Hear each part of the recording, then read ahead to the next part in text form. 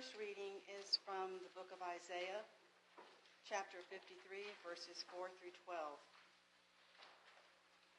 Surely he has borne our infirmities and carried our diseases. Yet we accounted him stricken, struck down by God, and afflicted. But he was wounded for our transgressions, crushed for our iniquities. Upon him was the punishment that made us whole, and by his bruises we are healed. All we like sheep have gone astray.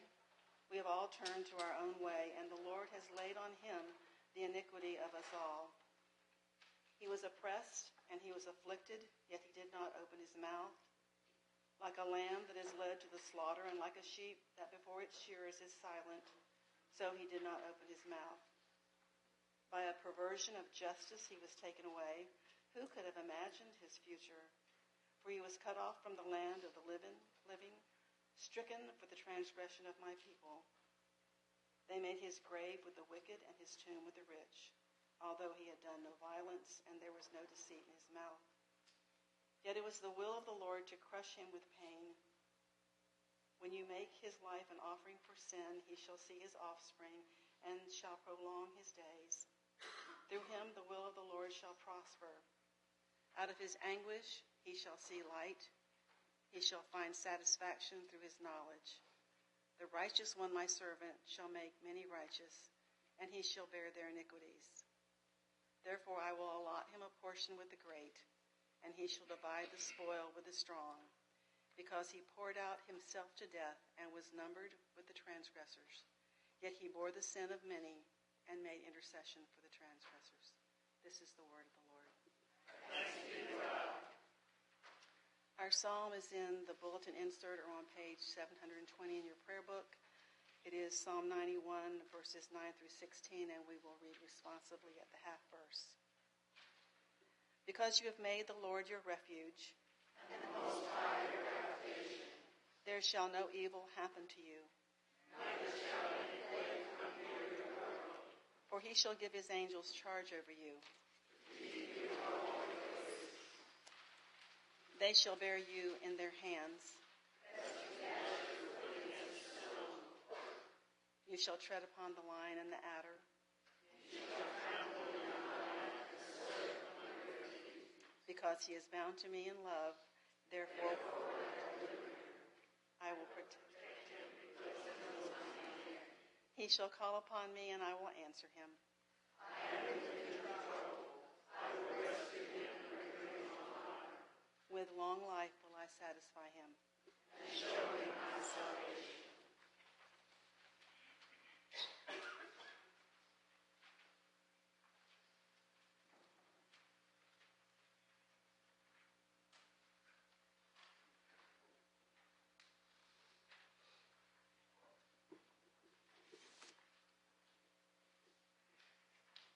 A reading from the Hebrews.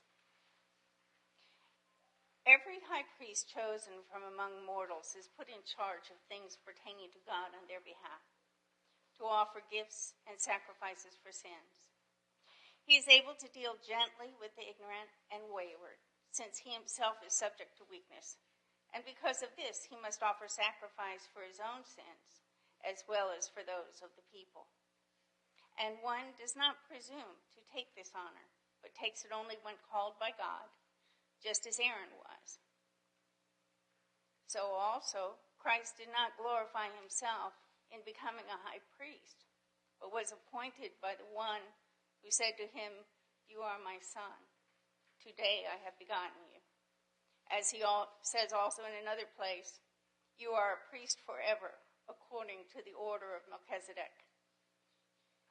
In the days of his flesh, Jesus offered up prayers and supplications with loud cries and tears to the one who was able to save him from death. And he was heard because of his reverent submission. Although he was a son, he learned obedience through what he suffered. And having been made perfect, he became the source of eternal salvation for all who obey him, having been designated by God a high priest according to the order of Melchizedek. The word of the Lord. Thanks be to God.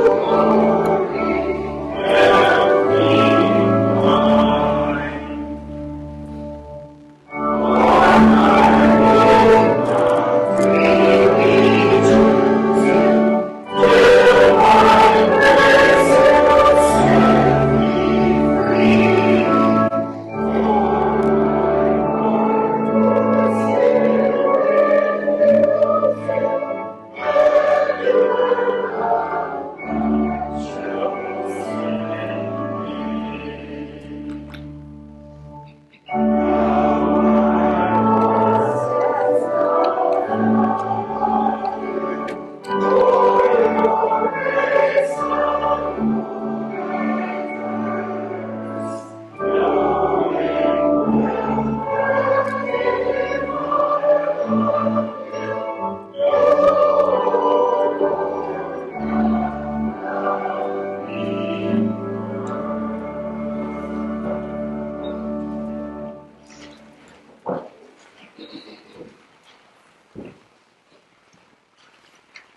continuation of the Holy Gospel of our Lord Jesus Christ according to Mark.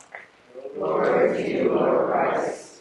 James and John, the sons of Zebedee, came forwards to Jesus and said to him, "Teacher, we want you to do for us whatever we ask of you." Jesus said to them, "And what is it you want me to do for you?" And they said to him, "Grant us to sit, one at your right hand, one at your left, in your glory." But Jesus said to them, "You don't know what you're asking. Are you able to drink the cup that I drink, or be baptized with the baptism that I'm baptized with?" They replied, "We're able." Then Jesus said to them, "The cup that I drink you will drink. And with the baptism with which I am baptized, you will be baptized. But to sit at my right hand or at my left, it's not mine to grant, but it is for those for whom it has been prepared." When the 10 heard this, they began to be angry with James and John. So Jesus called them and said to them, "You know that among the Gentiles, those whom they recognize as their rulers lord it over them, and their great ones are tyrants over them. But it is not so among you. But whoever wishes to become great among you must be your servant. Whoever wishes to be first among you must be slave of all. For the Son of Man came not to be served, but to serve, and to give his life a ransom for many." The Gospel of the Lord. Praise to you, Lord Christ.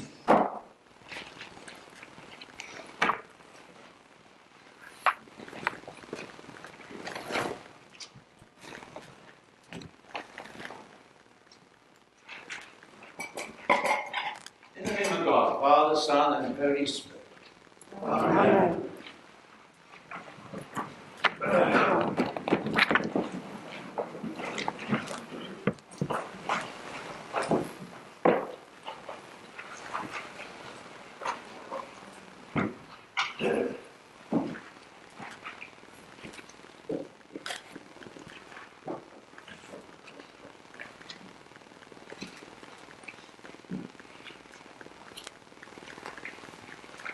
How many times have you heard? How many times have I heard God, Jesus, answers prayer?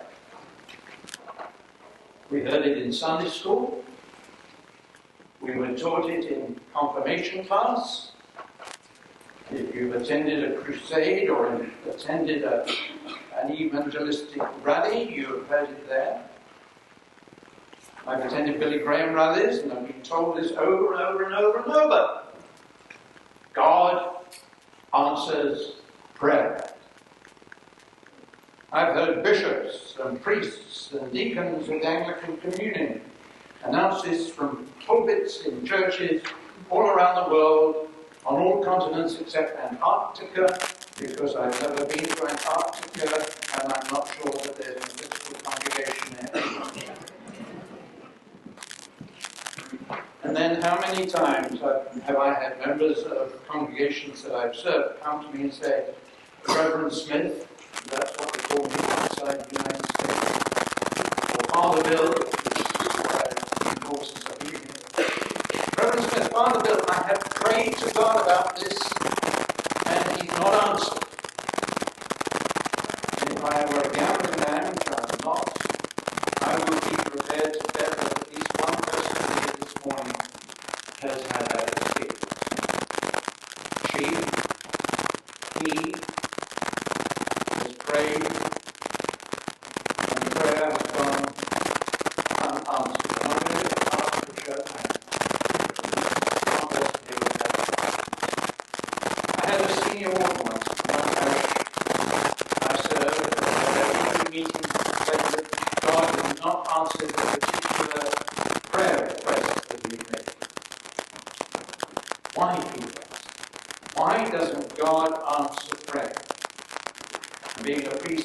stood standing in the Anglican Communion, having a bishop in front of me and a theologian, my answer, and it always has been, he does.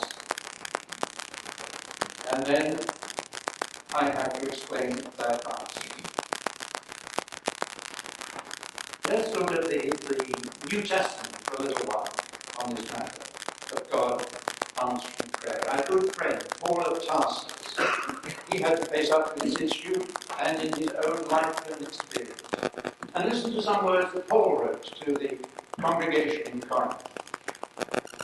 To keep me from being too elated, a thorn was given me in the flesh, a messenger from Satan to torment me, to keep me from being too elated.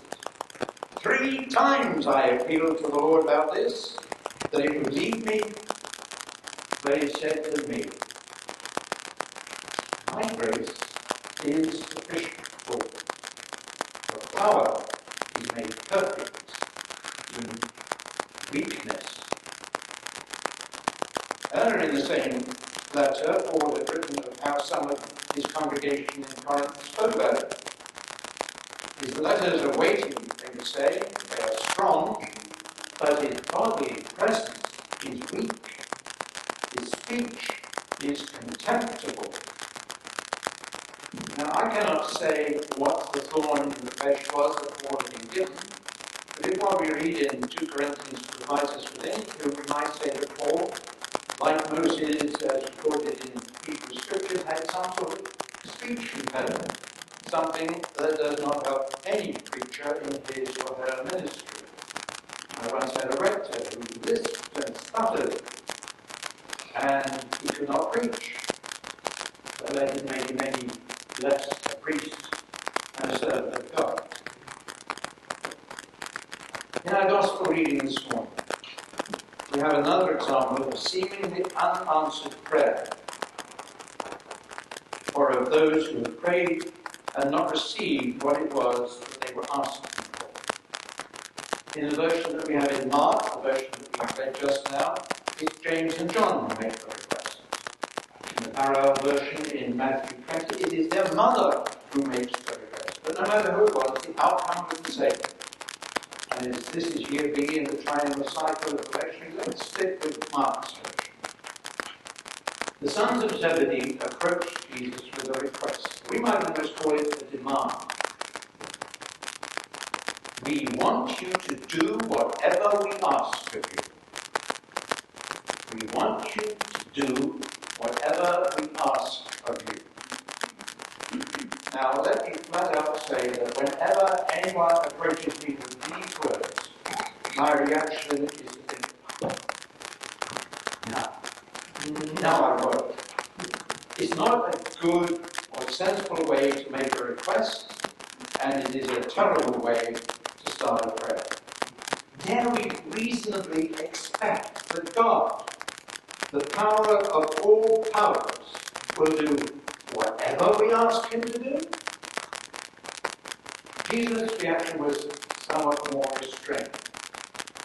He did not at first say either yes or no, and it took me years to follow in his footsteps and to refine his thinking. What is it that you want me to do for you? What is it that you want me to do for you? And then they made their request, or they uttered their prayer. Grant us, they said, grant us to sit one at your right hand and the other at your left in your glory.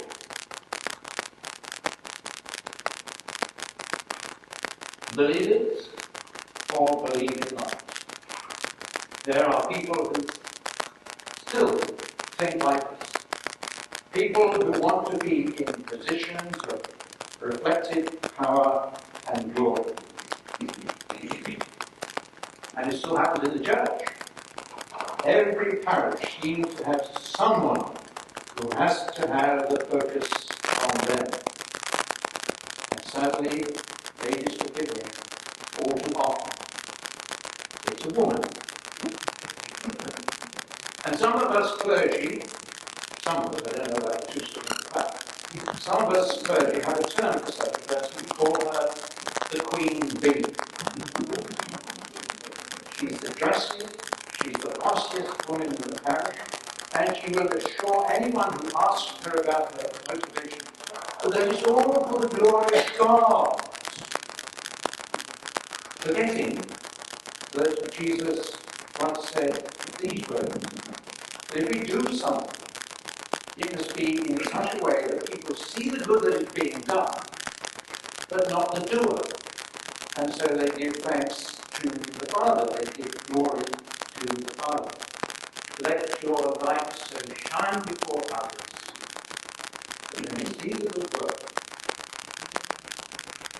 give glory to the Father. You don't do it for your own glory, brothers and sisters. Do it anonymously for the glory of God. Trouble Queen Bees, that's coming in the course of the previous two services I was talking about anyway. The Gospel reading this morning recounts how the conversation between the sons of Zebedee and Jesus continued. They are confident, they are even boastful about what they are capable of doing for Jesus. And Jesus tells them that that will indeed be their fate. But their fate is to be executed in apparent shame and disgrace. But that he, Jesus, cannot grant this request of theirs. Because the positions that they crave, they've already been allocated to somebody else. To two men who never actually asked for those positions, at least not in so many words. One of them sits on his left and one on his right. One to be at his left, one to be at his right. There they were. One on his left, one on his right. And the place was Calvary. James and John prophesied that they could indeed drink the same sort of cup as Jesus drank, and that they would be ready to be baptized in the same baptism of ordeal and suffering and death that Jesus would experience. Oh yes, they spoke as prophets that day, but as prophets they did not understand that day that their particular prayer would not be answered in the way that they wanted it to be. You see, Christian prayer is not about telling God what we want for ourselves, or, if Matthew is right, about what a mother wants for her son. I suppose these days we have to say what a mother wants for her daughters, or even a father wants for his daughters. No. As Matthew, Luke, and Mark have Jesus tell us, prayer is about listening to God the Father to find out what it is that we are to do to advance the kingdom of God in the situation we find ourselves.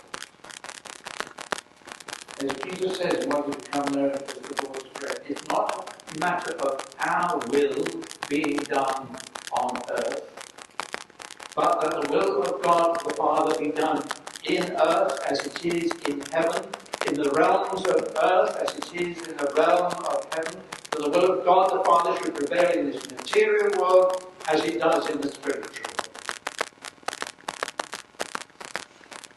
We are meant to do what he tells us to do, and to say what he tells us to say. We're not to tell him what to do. He's the Father. We are the children. And I know how my Father treated me when I was his son. I did what he told me to do, not the other way around, and it usually worked out better. In the Garden of Gethsemane, as he prayed, sweating blood as Luke described the scene, Jesus prayed that the cup of suffering that he knew in his heart of hearts and mind of minds he had to drink, he prayed that it might pass him by. And even as he prayed, Jesus pulled into a half short and retracted that prayer by saying, "Yet not my will, but thine be done." Jesus said that before. my will, but thine be done. And therein is the secret of effective prayer. It's not a matter of telling God what we want.